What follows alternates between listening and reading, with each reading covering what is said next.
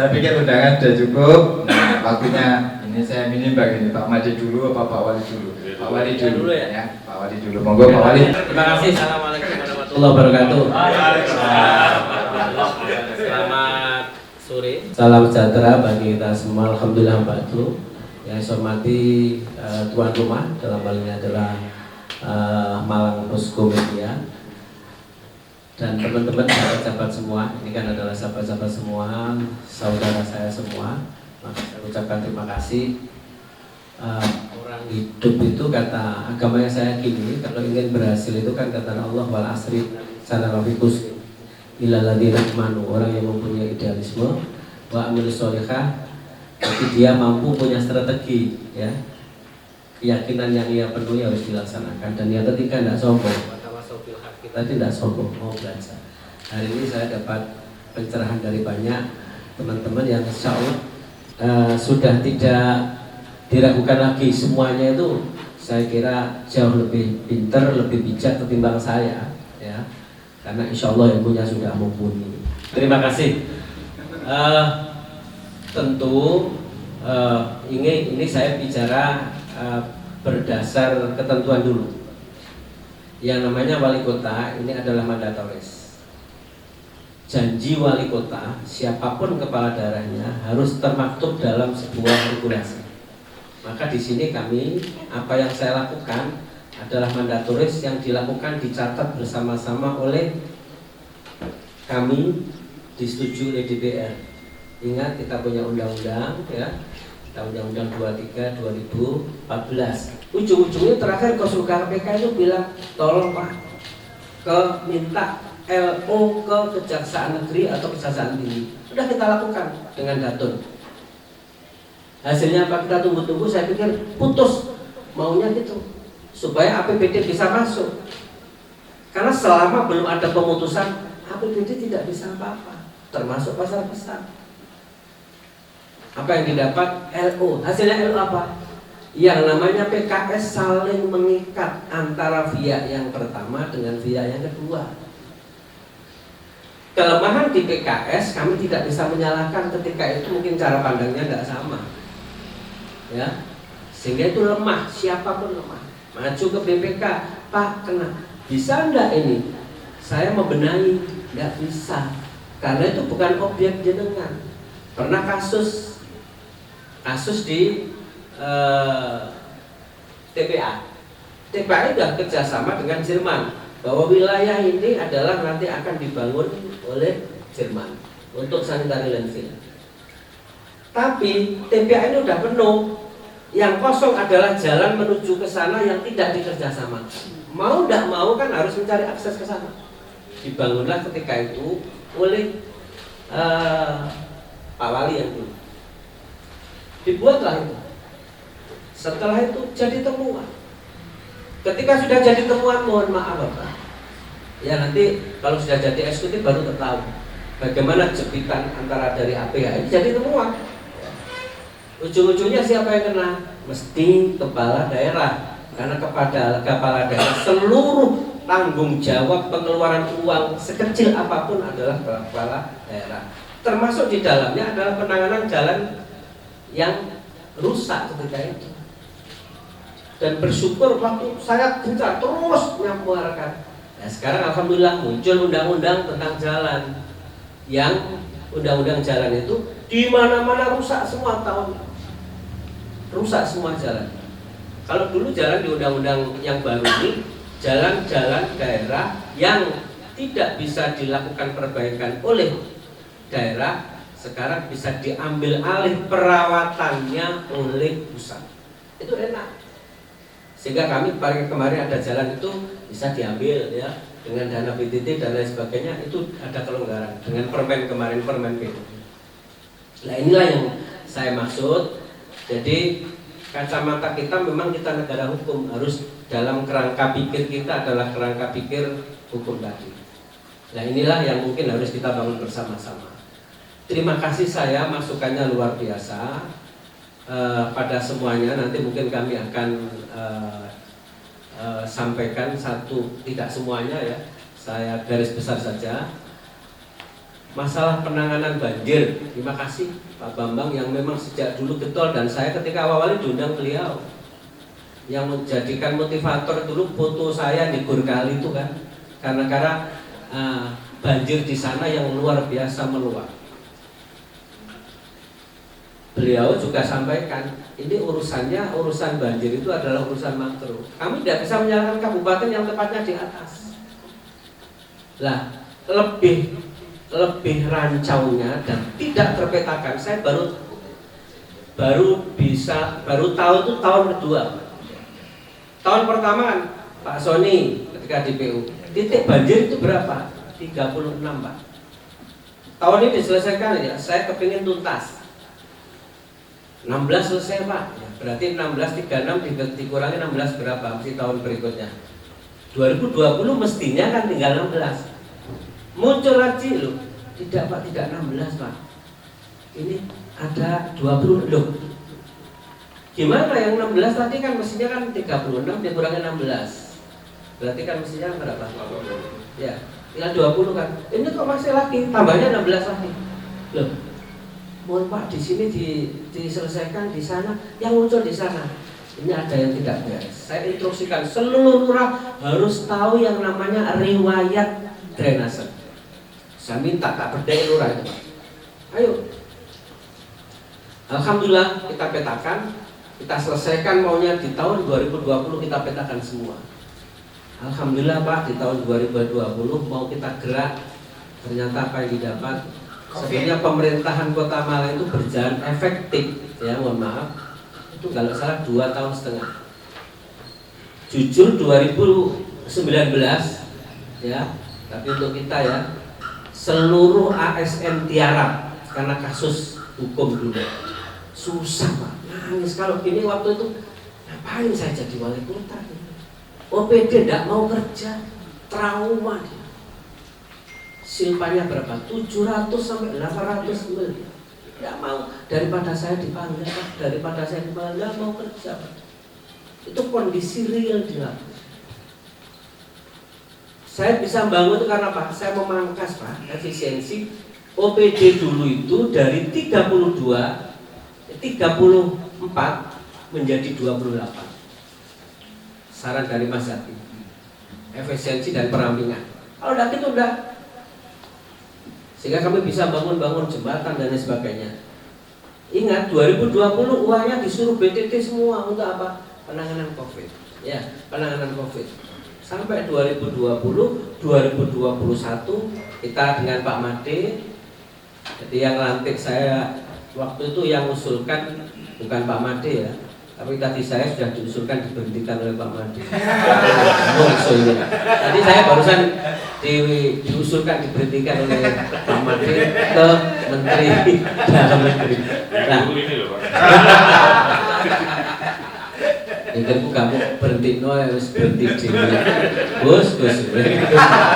Jadi masalah banjir lah, saat ini kita sudah kerjasama. Kemarin saya minta kepada Fakultas Teknik Pengairan Teknik ya, bagaimana sih untuk mengatasi banjir. Kita butuh dana 1,8 triliun Pak. Nangani apa? Jadi kita sudah punya master plan untuk nangani. Saat ini kita fokuskan titik ini aja selesai, titik besok selesai. Bayangkan kita punya uang yang kita bayarkan 26 miliar nganggur Pak sampai saat ini. Jacking itu nganggur. Sekarang sudah maju ke dulu di pengadilan negeri, banding, kita menang, kita harus bayar 14 miliar. Kekeliruan kami tidak mau ketika itu ya, PT CGA sampai ke pilot. Ini kasus hukum yang dulu. Kalau tidak kita urai, ada bom waktu nanti akan menjadi masalah besar. Saya berkeinginan ingin mengurai semua, tapi kita junjung tinggi, tidak ada orang yang sempurna. Kita berhasilnya adalah karena kepala daerah yang lama. Hebatnya Abah Anton, hebatnya Pak Pendi, hebatnya Pak Yekno, hebatnya Pak Samto. Itu adalah orang-orang tua kita. Saya ingin menyelesaikan dengan semut dan kami tidak mau berkuar-kuar. Termasuk di dalamnya, ini kan kecil Pak, masalah jalan itu kan kecil, cucian kecil. Dia punya senjata awalnya Pak, Saya punya kok ini senjata. Kalau ini kami keluarkan, kenal. Itu yang saya tidak mau, Pak. Cukup bagi kita Kota Malang. Jangan sampai kita itu ngungkit sesuatu dan hal-hal yang tidak. Ini pikiran saya. Checking juga demikian, pasar juga demikian. Dan alhamdulillah pasar besar clear sekarang sudah milik kita. Matahari yang mestinya sudah 12 tahun masih mempunyai masih mempunyai hak di sana. Sekarang clear mau memutuskan, padahal itu adalah perusahaan yang go public. Ya, pemegang sahamnya banyak dari luar negeri. Tapi mampu kemarin saya minta tekan, saya datangkan dan hadirkan ke KPK waktu. Ayo ini, konsultasi. Saya buat tim datang ke Jakarta karena beliau mesti mundur terus. Saya datang dengan membawa tim dan alhamdulillah clear. Sekarang sudah dalam penguasaan kita, Ramayana dalam penguasaan kita. 99,9 Ramayana dulu sudah mau hilang karena PKS juga. Persoalannya kenapa, Pak? Tadi Pak Darno kok tidak dibuat parkir? Mohon maaf ya, bentuk apresiasi seluruh barang-barang kemarin itu ya di milik sepenuhnya masih milik Ramayana. Yang namanya apa? Eskalator, AC, semua milik Ramayana. Dan dia harus diusir gitu, maka batas toleransinya saya tidak mau lama-lama sebagai imbalan tetap, dan ke depan kami berharap di situ adalah untuk sentral parkir. Jadi ini win-win solution. Insya Allah itu demikian. Jadi kenapa ya? Kenapa di depan kita masalah penegakan hukum? Mungkin ini kan agak lompat-lompat ya. Penegakan hukum sekali lagi kita tidak bisa harus bijak. Membersihkan parkir di sana itu bilang, Pak saya beli Pak ini Pak. Jadi saya itu beli Pak, beli berapa? 700 juta. Bayangkan, dia punya stempelnya. Bukan pemerintah kota, tapi orang yang menjual. Bagaimana kita bisa sikat? Nggak bisa. Caranya pelan-pelan supaya mereka itu adalah, dan kami kuatkan terus, pelan tapi pasti. Tentu kami berharap, kami punya konsep ya. Jadi dakwah dan kebijakan itu kan bil hikmah dulu. Ya. Sepanjang dia dengan baik-baik bisa bil hikmah dulu. Ya. Jadi terus diceramai mau itu hasanah. Yang terakhir baru itu wajadilhum billati ya ahsan. Ada sebuah proses argumen yang kuat. Ini tidak bisa mungkin ini harus gini, ini harus gini. Ini mungkin kami dianggap lemah dan seterusnya. Problem selanjutnya adalah ketika kita penegakan hukum, plus contoh aja, contoh kecil Pak. Ini masyarakat kita. Saya dengan Pak Madi kadang juga gobek-gobek ya. Mohon maaf ya. Ada yang nempati di rumah milik pemerintah kota Pak. Dia tidak bayar bertahun-tahun dan itu membuat kumuh. Kita sikat habis, dia ngerengek di teman-teman anggota dewan Pak. Anggota dewan akhirnya kuat-kuat, ini harus ada jelas-jelas itu tidak benar. Nah hal-hal ini yang saya kira negara kita ini negara hukum, dan ayo kita bersama-sama, yang kita adili, yang kita itu adalah kita semua. Itu sekali lagi kami tidak membela, dan kami terima kasih ada yang demikian tadi menyampaikan beberapa ya.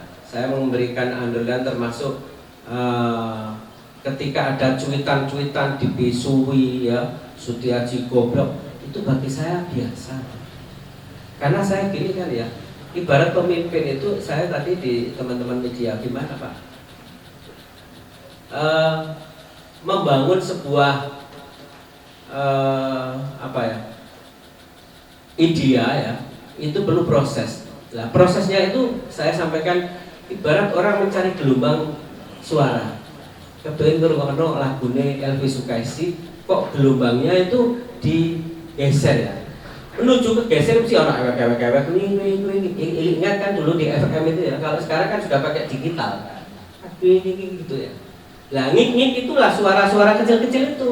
Maka jadi pemimpin jangan nggak jadi dengarkan Elvi Sukaisi karena bising suara saya, nggak jadi. Saya dengan Mas Darno itu teman, dia adik saya. Ketika dia mengkritik saya, ya mudah-mudahan, dan saya penuh keyakinan dia adalah karena cintanya kepada kakaknya, tidak pernah saya memusuhi. Ya, orang-orang menganggap loh ketemu Pak Darno loh, dia itu adalah sahabat saya. Saya tidak pernah menganggap orang yang mengerti saya itu musuh saya. Karena tadi problemnya, kalau sudah ketemu nyari kok enak didengarkan. Ini kan dalam proses belum ketemu aja. Orang-orang seperti kami kan sudah, ya mohon maaf ya, saya dulu tukang demo ya. Tahu karakter gimana pun, ya ini ritmenya demikian. Oh ini arahnya ke sana, paham. Jadi insya Allah orang-orang pikir Pak Wali kesabaran, Pak Wali enggak. Ya itu memang demikian, kita harus, ini adalah masyarakat kita semua. Tadi yang saya sampaikan, watawasau bil haq, kita harus mendengar. Dipisui, ya kita harus dengar. Itu adalah kritik, dan kritik itu mesti pedas, tapi insya Allah kalau diperhatikan itu sebelum dikritik Tuhan, lebih baik dikritik orang. Ya, Pak Muslim ya tadi, masalah perguruan tinggi sudah Mas. Jadi kita itu memberikan beasiswa kepada teman-teman. Saya nangis ketika ada salah satu mahasiswa, dia kuliahnya tidak di Malang, tapi kuliahnya dia di Jogja, anak Kristen. Nangis dia, saya nangis. Karena Pak, saya nggak kenal orang tua saya, kontrak dan seterusnya. IP-nya berapa? 3,9. Dia akhirnya adiknya ikut, karena ada pembiayaan. Kalau nggak salah 4 juta per bulan. Dilihat dari jangkauan sekolahnya. Udah kami lakukan itu. Kepada rektor-rektor udah kami berkirim surat, tapi kan prosesnya di internal sana kan ada. Tidak semua bisa masuk, punya kriteria, dia rapotnya harus baik, dia miskin. Kalau anak malas-malasan ya rugi kita membiayai. Jadi di Kota Malang ini kalau tidak salah setiap tahunnya tidak kurang dari 5-7 miliar untuk beasiswa mulai SMP sampai ke perguruan tinggi. Datanya nanti insya Allah kami tidak punya data, insya Allah nanti akan kami sampaikan di akhir bersih-bersih. Saya dengan Mas Bambang ini ya jadi ngaco Mas, selfie. Jadi habis bersih-bersih no, ngisor itu ya RW ini kok dhuwur motoni aku. Kira likotai sing kon bersih-bersih RW ini malah motoni ya. Waduh. Sampai Pak Wasto kan aktif. Ini kurang ajar ya Pak Wali. Masa ya wali kota yang ngisor, kalau dia bersih motoni kita, jadi kita sing curug. Ini problem di lapangan dan selfie. Setelah itu habis, maka yang saya sampaikan Pak Bambang, jadi kenapa kami buat gas itu dulu dengan Prof Bisri, itu penanganan insiden, dan itu tidak, karena penanganan yang sesungguhnya adalah ya harus punya master plan tadi. Tahun 2028 itu kalau komitmen, maka kami dengan Pak Made sudah membuat RPD, rencana pembangunan daerah. Kita patoki sampai 2025, karena RPJN nanti ada kekosongan hukum kan. 2024 itu tidak ada RPJMD. Maka arah kebijakan kemana? Lain dengan zaman Pak Harto. Pak Harto dulu ada GBAN, ada Repolita dan Pelita. Dari sana sudah, dan turunan itu baku. Sekarang kan enggak. Jadi membuat, saya dengan Pak Made sudah membuat, walaupun itu kewenangannya wali kota. Wali kota menerjemahkan apa yang disampaikan oleh RPJP nasional, RPJP provinsi, kami terjemahkan. Lah, kesengawan atau kekosongan hukum itu kami pakai. Jadi RPD itu RPD 2024-2025. Karena wali kota terpilih nanti di akhir 2024, maka dia baru masuk 2025. Sedangkan RKPD itu disusun di Juli 2024. Saat ini kami sudah mengajukan RKPD Juli kemarin 2024, Dok APBD menurut Gusmat ya, itu nanti Oktober ya Gus ya? Iya Gus ya? Iya Bapak. RKPD APBD 2024 4 ya. Oktober didok. Berarti kan wali kota ini hanya tinggal menjalankan, wali kota yang akan datang 2025 itu didoknya 2024 RKPD bulan Juli. Dia sebelum menjabat. Lah patokannya di mana? Namanya RPD, Rencana Pembangunan Daerah. Inilah yang dipatok. Maka insya Allah Pak Bambang, master plan itu insya Allah tinggal 3 tahun lagi. Dana 1,8 itu bisa dilakukan nanti mulai 2028 sudah di 2024 min ya. Saya sekarang sudah ngelobi lah Kementerian PU, Kementerian Perdagangan untuk menangani di wilayah Soekarno-Hatta yang tadi Mas Indra ya, Pak Indra nyampaikan tadi. Karena banjir di sana musiman termasuk gelontor ke Gelintung itu adalah dari atas, dari Sengkali Mas. Dulu pernah saya dipisui UMM dengan ditelepon Mas Fauzan, Mas kayak aku kan gini, itu udah di belakang UMM, saya nyebut UMM gitu. Beliau marah, Mas jenengku kok mau sebut-sebut UMM? Sorry Mas, itu hanya tempatnya di belakang UMM. Sehingga beliau kan dicuiti, kenapa UMM gitu ya. Ya nyebutnya memang di Tegal Gondok di itu kalau tidak ditunggu Pak. Jadi kalau hujan merintahkan PU untuk nunggu itu tidak dibuka. Kalau mengenai Pak. Lah ini kita bedah. Ini CSR-nya dari beliau, dari Fakultas Teknik UB. Kalau beli ya, untuk membuat DID dan kajian itu 1,5 M katanya. Jadi sana nanti di asnya itu 6 meter kedalamannya sampai ke sungai 11 meter. Pembiayaan dengan kanan kiri, kalau biayanya hanya untuk ngerong aja itu kurang lebih 200 miliar.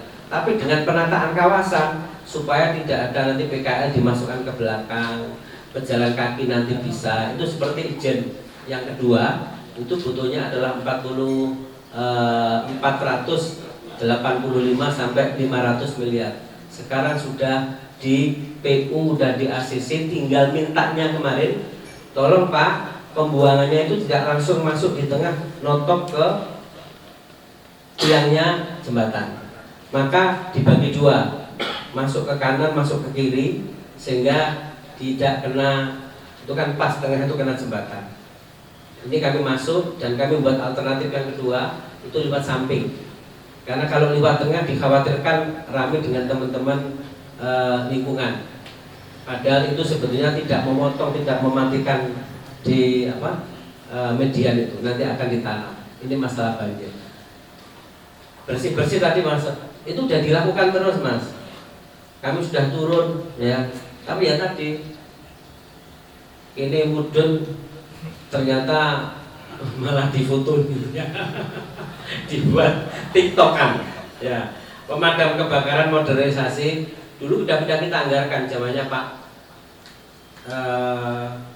yang Satpol PP-nya dulu Pak Pri. Jadi beli itu dia masuk e-katalognya karena waktu itu satu pemadam kebakaran yang ke atas 50 miliar. itu 50 miliar Pak. Sudah kita anggarkan, tapi tidak masuk, ternyata tidak terrealisir karena waktu itu kendala e-katalog. 2019 langsung dianggarkan Pak. Karena kita punya uang banyak. 2020 tidak mungkin dianggarkan. Kenapa? Karena kita kena COVID.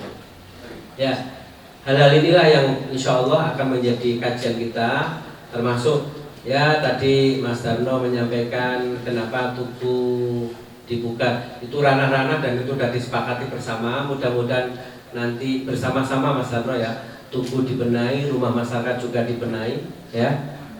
Jadi untuk bedah rumah tahun ini dari APBD kurang lebih 3-4 miliar. Dari APBN jumlahnya nominalnya nanti dihitung totalnya 206 rumah yang dibedah. Dari Basnas ada 27 sampai 28 titik. 2024 mestinya akan saya tambah di PAK karena target saya dari 1.400 rumah yang tidak layak huni. Kemarin saya paparan dengan Kementerian PU dan Bappenas, kita mau dapat tapi tidak banyak 4, kita nambah lagi nanti Pak Made di 2024 karena butuhnya 6, sekian. Maka di Kota Lama nanti ada penataan kawasan, istilahnya adalah jurang kreatif, karena itu terjal gini. Ada 52 rumah yang tidak layak huni, nanti akan kita buka dengan satu rumah itu 50 juta sampai 60 juta. Sekarang kita di APBD 2024 nya nanti biaya pemindahan orang yang sudah tanda tangan ada 2 sertifikat, yang satu hilang, yang satu belum punya sertifikat. Dari 52 sudah kita sampaikan dan kita fasilitasi kepada BPN. Mudah-mudahan ini juga segera bisa dilaksanakan. Ingat, Pak Bisri belum profesor, masih doktor. Pak, yang namanya RT RW kita ini adalah ibarat renovasi rumah, tidak membuat rumah. Ya, perlu dipahami. RT RW kita adalah renovasi rumah, tidak membuat rumah. Kalau penataan kawasan di Batam itu adalah membuat rumah.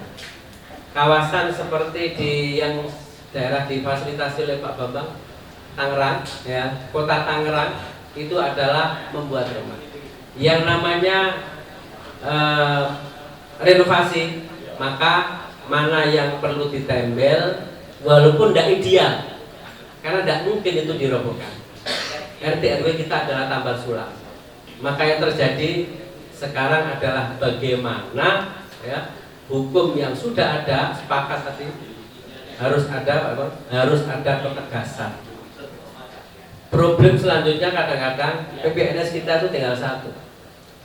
Yang kedua, perda-perda kita kemarin itu ada yang memang itu kadang tidak wilayah kita. Jadi yang boleh dianulir oleh, nanti mungkin bagian yang hukum ya, dianulir oleh Satpol itu yang hukumannya di bawah 3 bulan kalau. Yang lainnya tidak. Nah, pelanggaran-pelanggaran itu sudah luar biasa, sudah masif. Rumah-rumah, apalagi kemarin saya lihat, waduh, sebetulnya penataan dulu oleh zaman Pak Samto itu luar biasa, bagus. Wilayah mana? Wilayah lingkar barat, lingkar timur. Waduh, kenapa tidak dieksekusi dulu gitu? Jadi jalan lingkar sana kemarin saya lihat di dia lingkar, waduh, ini di bawah ini apa? Tiang listrik yang besar itu namanya. Sutet itu semua untuk jalan. Ini kalau ditembus dari kabupaten menuju ke Logomas sebelah UM ya, itu sudah ada. Dari Soekarno Hatta sampai ke Karanglo belum banyak rumah. Kalau sekarang saya hitung kemarin lebih dari 200 rumah. Nah ini yang RT RW-nya masih ya tadi. Yang terakhir saya sampaikan para Bapak Ibu dan saudara sekalian, ayolah kita pahami bahwa Malang itu bukan miliknya wali kota dan ketua DPR. Malang itu adalah milik kita semua. Maka ketika ada orang yang ngomong, yang di luar ngomong ABC, ya harus kita dengar. Karena mereka itu adalah bagian dari kita. Rumahnya, ketika rumahnya kok ada yang bocor, ngomong itu adalah wajib. Sebagai kepala daerah, wajib hukumnya untuk mendengarkan. Tidak hanya sekedar mendengarkan, kalau semampunya dia harus berbenah. Siapapun kepala daerah ke depan, saya kira ini menjadi Malang itu luar biasa ya. Ya contoh, banyak contoh yang dulu ruame tapi sekarang juga pelan-pelan, oh iya ada manfaatnya, oh ada manfaat. Saya tidak akan menyampaikan prestasi, itu omong kosong. Kalau prestasi bisa jadi itu mungkin catatan. Saya merasa bahwa saya belum banyak berbuat ya. Saya belum banyak berbuat, maka saya memberikan kesempatan yang lain untuk berkompetisi 2024 ke depan untuk jauh lebih baik ketimbang yang pernah saya perbuat. Jadi Ayo kita sama-sama, jangan ada dendam di antara kita, jangan ada dusta di antara kita. Ingat, saya masih ingat apa yang disampaikan oleh malaikat Jibril kepada Rasulullah. Bahasanya kan ismasyita fa innaka mayyitun. Hiduplah sesukamu, kamu mayit. Kita mayit kok macam-macam. Ya, kita ini mayit. Tapi sini saya ngomong belum tentu nanti sampai rumah kita sudah mati. Ya. Ahbib masyita fa innaka mufariquhu. Saya sambil persiapan jadi ustaz, tadi kan mandatarisnya Gusma sama Pak Arif. Habis ini Pak Wali kan kembali jadi ustaz lagi. Makanya kan ahbib masyita fa innaka mufariquhu. Cintailah apa yang kau cintai. Sesungguhnya kau cintai akan meninggalkan kamu. Yang kita cintai dunia akan kita tinggalkan, dan bisa jadi mereka meninggalkan kita. Jabatan juga demikian. Cinta hakiki adalah kita pada Tuhan dan Nabi. Dan yang ketiga saya kira juga wa wal masyita fa innaka masyuti. Kau ngomong apapun, berbuat apapun, silakan. Tapi perbuatanmu, ucapanmu, tindakanmu tidak pernah lepas dari pengawasan Tuhan yang Maha Esa. Yang tahu baik buruk itu adalah kita sama Tuhan. Ayo kita jangan sampai ada permusuhan, ya. Kita ini saudara, ya. Mengkritisi menjadi bagian dari watawasau bil haqqi watawasau bis sabr. Nah, ini saudara kita semua, jangan ada lah kita tuh gara-gara urusan dunia terus kita musuh iman hati kita. Ya? Iya. Itu yang kita ambil, dan ayo kita berikan literasi kepada masyarakat kita. Mudah-mudahan Malang tetap bisa kompak, tetap jaya, dan kedamaian di bumi Arema yang harus kita kuatkan bersama-sama. Jadi ayo kita sama-sama membangun komunikasi yang baik. Insya Allah saya akan undang seluruh komunitas, kelompok apapun, kita berbicara membuat potret 5 tahun Kota Malang ke depan. Kita bukukan, kita kasihkan siapa ke depan yang akan menjadi wali kota, menjadi agenda, dan itu pijakan untuk membuat RPJMD 2025-2030. Pak Haji, salam satu jiwa. Terima kasih. Assalamualaikum.